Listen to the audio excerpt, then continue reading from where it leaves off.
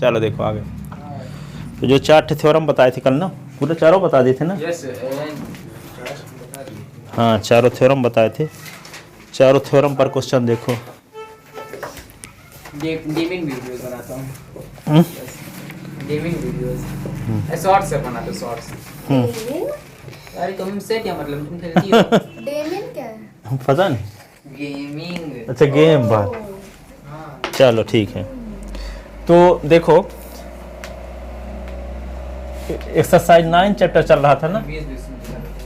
सुनो, yes sir. 9 exercise ना, circle 9 में ना है। Yes sir. 9.3। अब देखो, एक सर्किल है,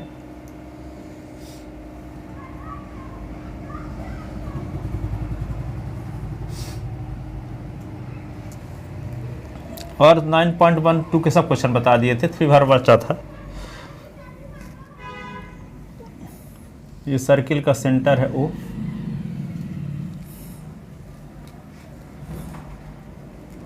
और यहाँ पे कोई पॉइंट है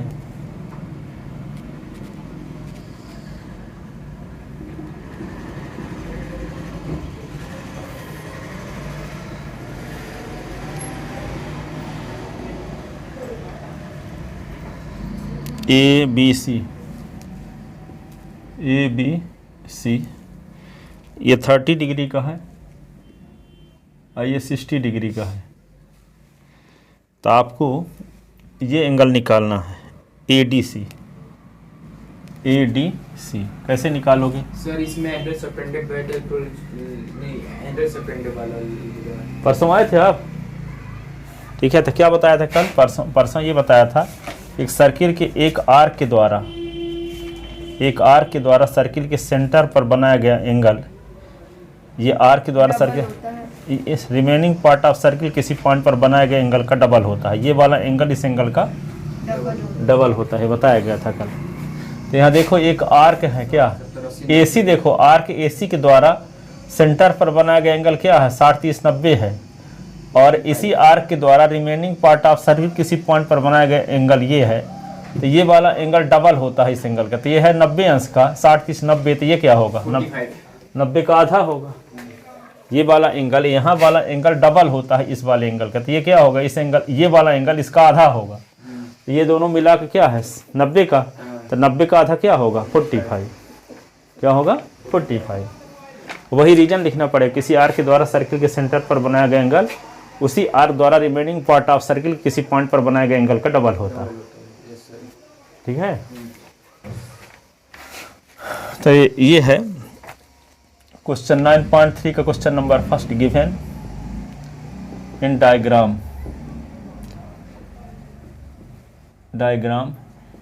angle AOB is equal to 60 degree, angle BOC is equal to 30 degree. तो to find angle ADC, to find angle ADC। तो प्रूफ में क्या लिखोगे,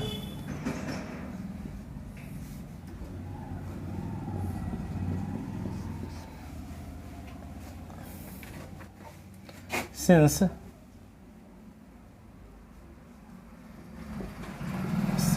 arc CA subtended angle COA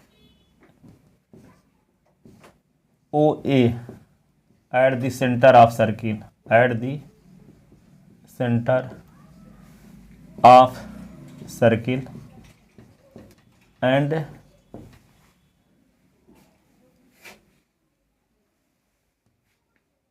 this arc CA subtend angle ADC at remaining part of the circle,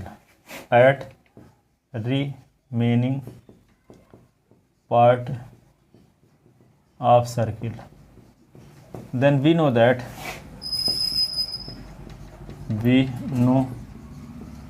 that angle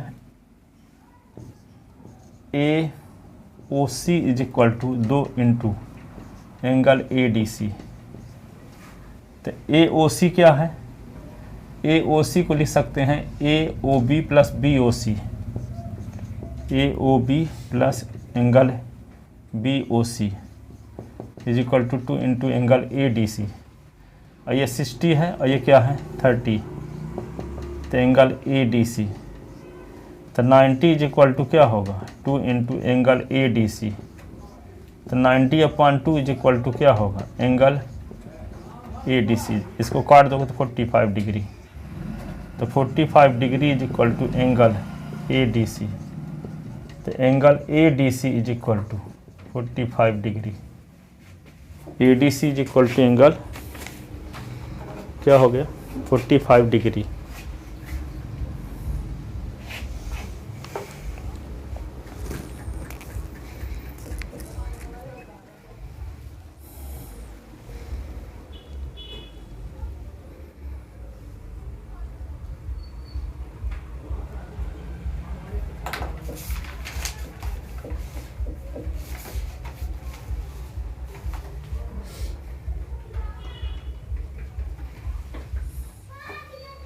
लिख चुके हैं DC आ गए यहाँ तक।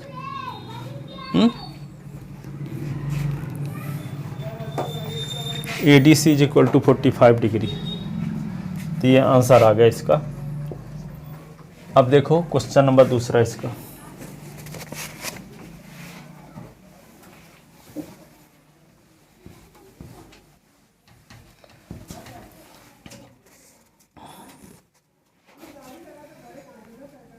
इसका दूसरा सवाल ये है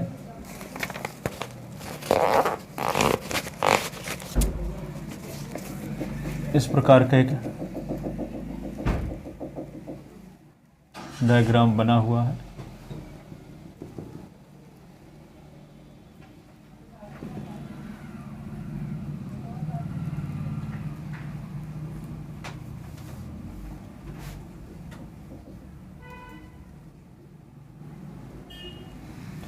अब यहाँ पे सर्किल का सेंटर क्या है ओ पर है।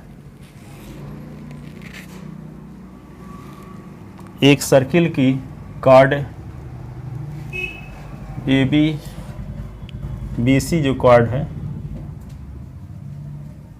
वो रेडियस के इक्वल है, सर्किल के रेडियस के इक्वल है। और यहाँ पे एक एंगल है ए, इसको मिला दो।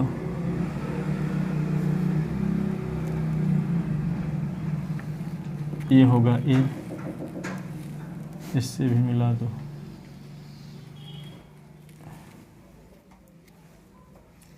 ओ, तो आपको इसमें निकालना क्या है,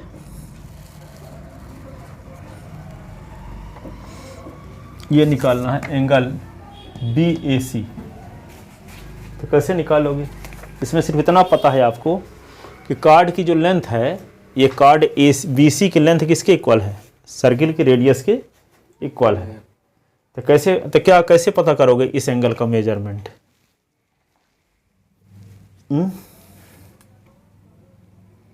सर जो टॉर्ड है वो 180 होती है सर, लीनर पे हुए हैं।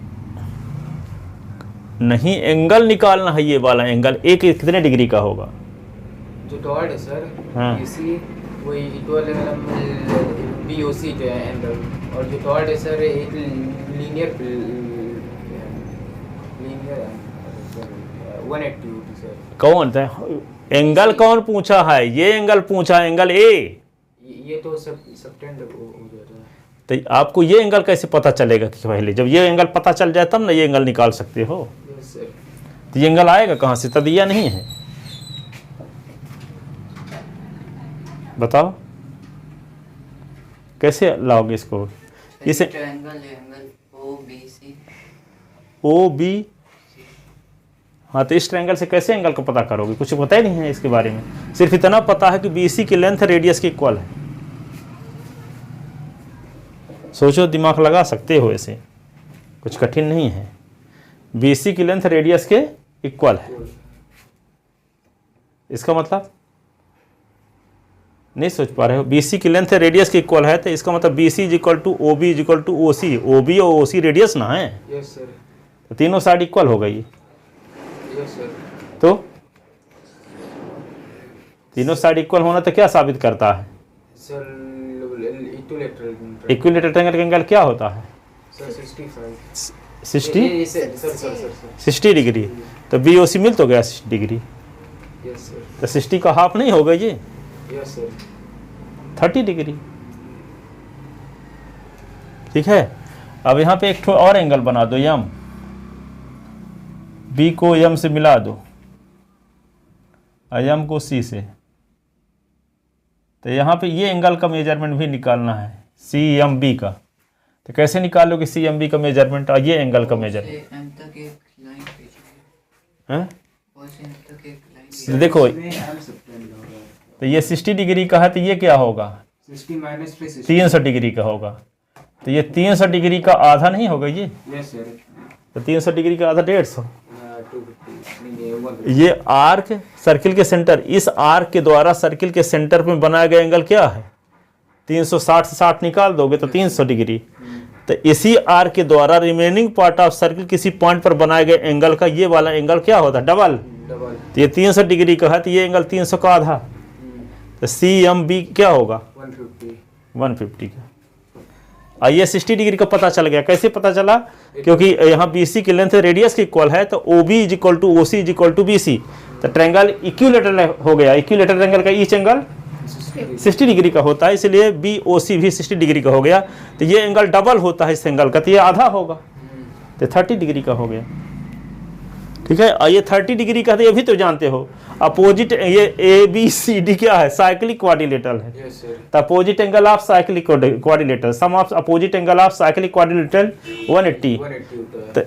तो 30 में क्या जोड़ दें कि 180 हो जाए? 150 दूसरी भी वजह आ गई।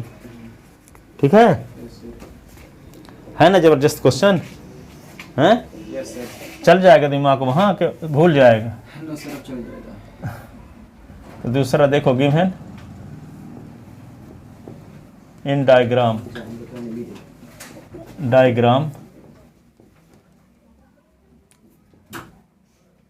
BC is equal to OB is equal to OC, तो implies triangle OBC is an equilateral triangle, तो implies angle BOC is equal to 90 degree 60 degree, because we know that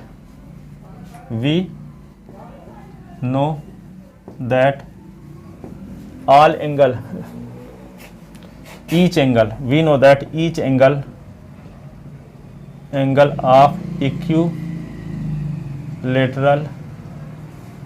triangle is 60 degree. Each angle of equilateral triangle is 60 degree. But angle BOC is equal to 2 into angle BAC. BAC, the angle subtended by an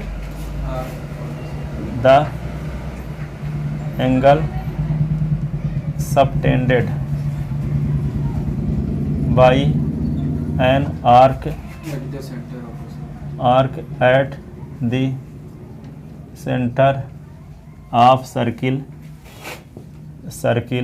is double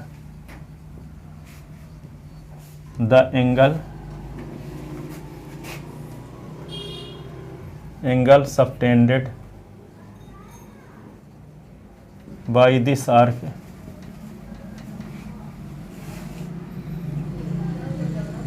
arc at the remaining part of remaining part of circle. तो ये हो गया। तब B O सी क्या है 60 degree का, तो 2 into B A C, तो 60/2 is equal to angle B A C, तो 30 is equal to angle B A C, angle B A C is equal to 30 degree, B A C is equal to 30 degree,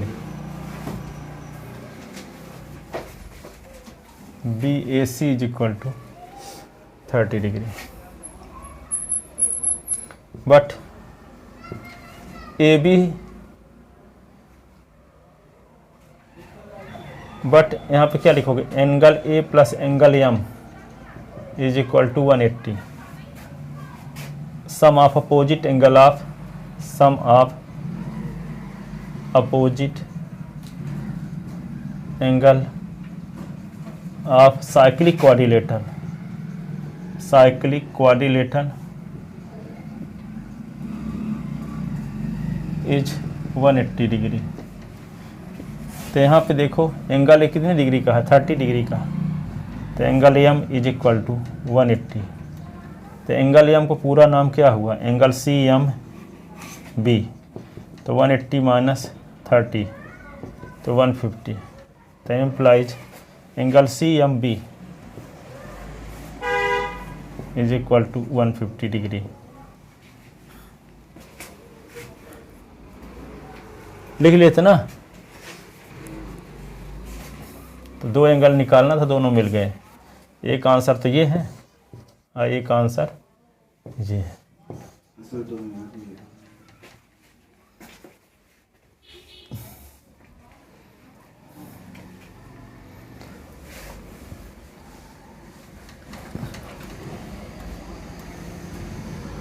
नीचे side वाला भी नहीं लिख लिया अब ना, अगर नहीं लिख पाए लिखो जल्दी से, ना लिखे हो तो।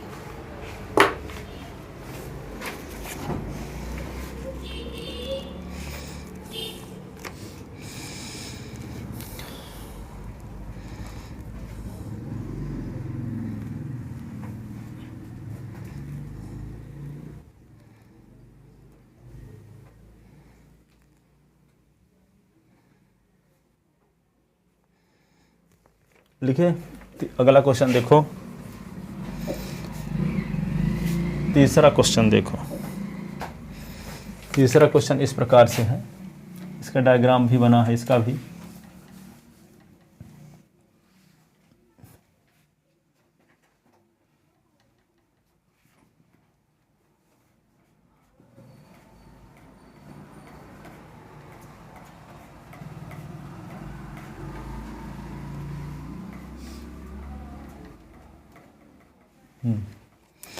अब ये सर्किल का सेंटर क्या है, ओ है।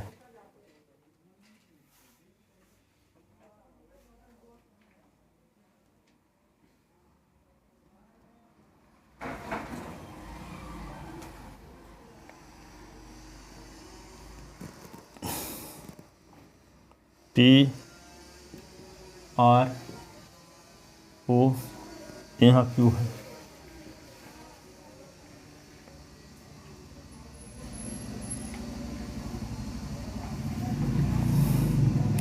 ये एंगल आपको 100 डिग्री दिया है, तो ये एंगल निकालना है।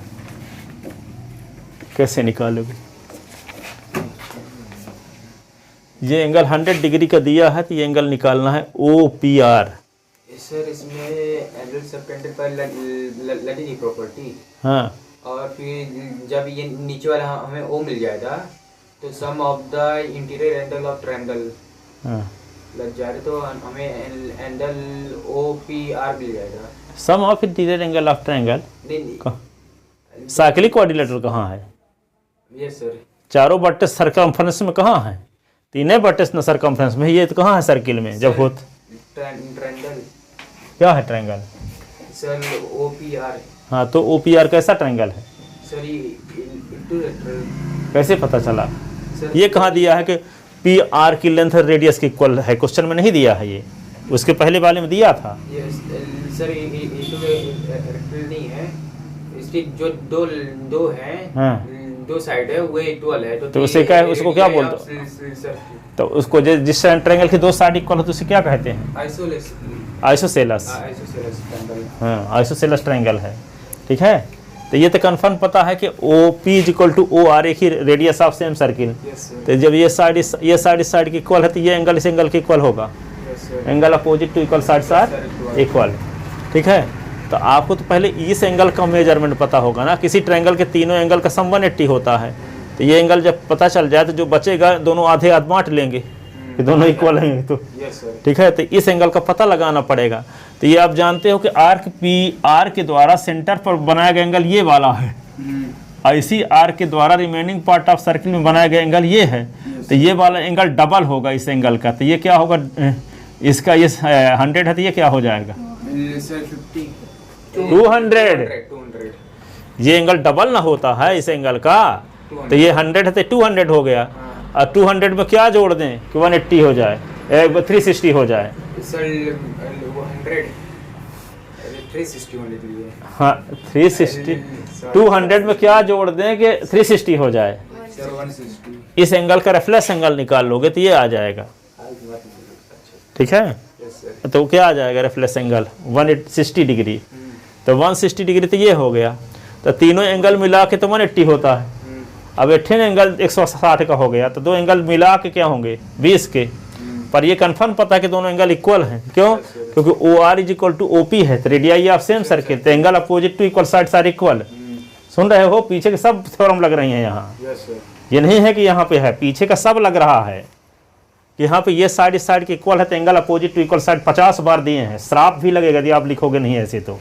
हाँ, कहीं के लायक न रह जाओगे।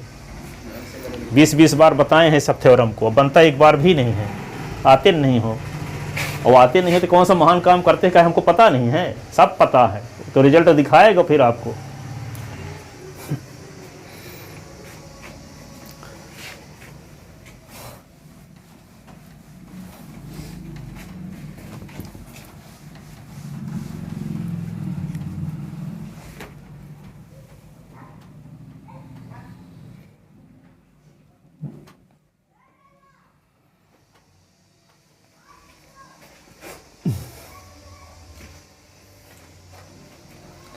देखो आगे तो क्या करोगे।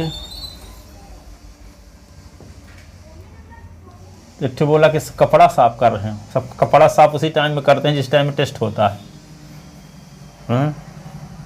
नौड़िया उसी टाइम में जाओगे जिस टाइम में टेस्ट होगा कि दूसरे टाइम में जा सकते हैं? बच्चा बोला था सर। अनीस नाम का कपड़ा धो रहे हैं तो इसलिए नहीं आए। वरहामी में पहुंच गया, कपड़ा धो रहे हैं इसलिए टेस्ट है। पर एग्जाम देने के दिन ऐसे बोल देंगे कपड़ा साफ कर रहे हैं, तो इसलिए सप्लीमेंट्री आ गए। पेपर नहीं दिए थे, हमारी उसमें गलती क्या है, कपड़ा धो रहे थे। सप्लीमेंट्री क्यों आए, कपड़ा धो रहे थे, टेस्ट देने नहीं गए थे। बोर्ड एग्जाम हो रहा है, पूरे 12 साल में एक बार परीक्षा होती है और उसमें पेपर देने नहीं गए। भांति भांति के लोग हैं इस दुनिया में।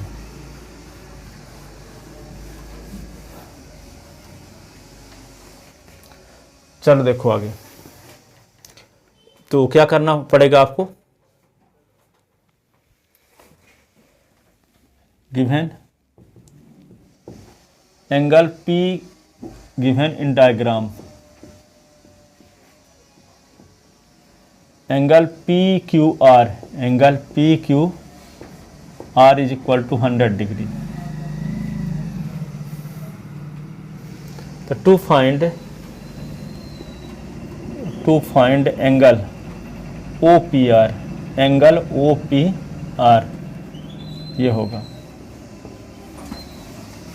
OPR निकालना है आपको। तो क्या करोगे, प्रूफ में आते हैं।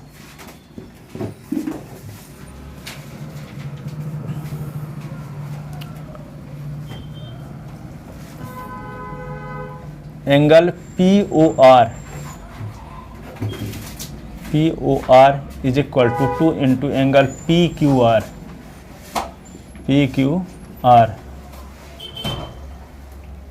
The angle subtended by an arc, angle subtended by an arc at the center of circle H double the angle subtended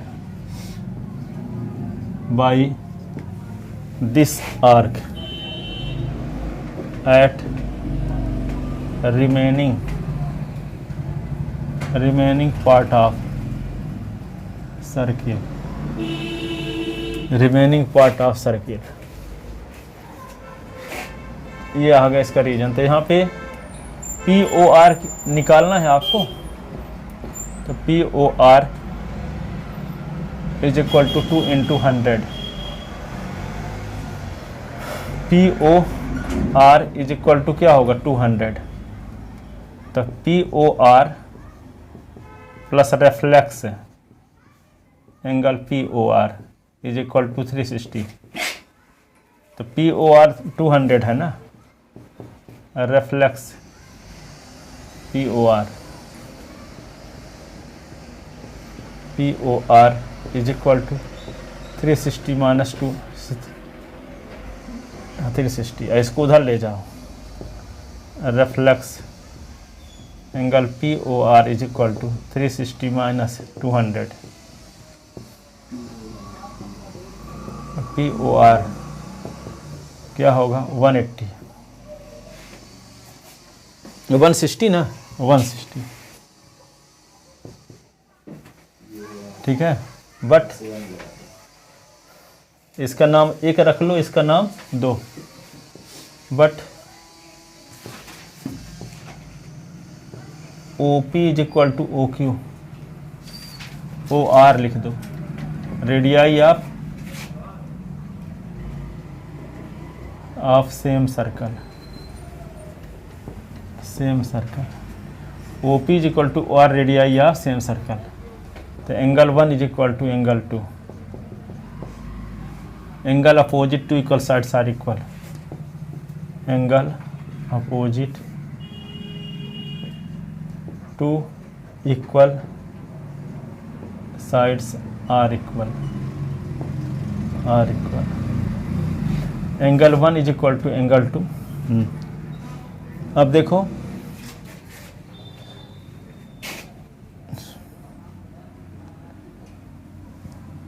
अब तीनों एंगल का सम क्या होगा, तीनों एंगल का सम क्या होगा 180 ना, तो यहाँ पे क्या लिख दोगे, angle 1 plus angle reflex angle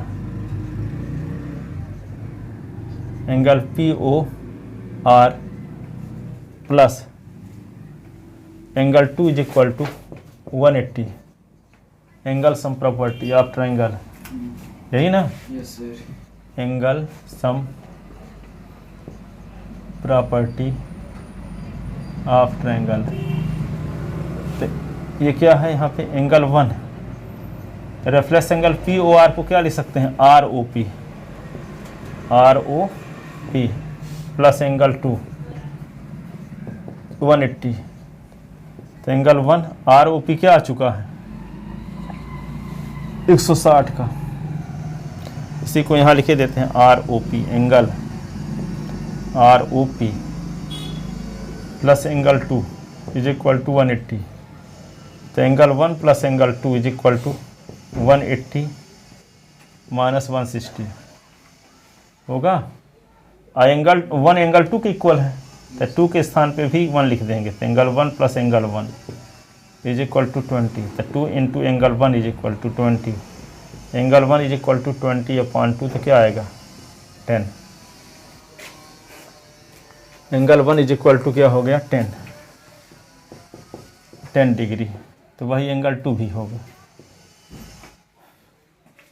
angle 1 10 degree, angle 2 भी 10 डिग्री। एंगल 1 का नाम क्या है जो निकालना था O P R, angle hence angle O P R, angle O P R is equal to 10 degree.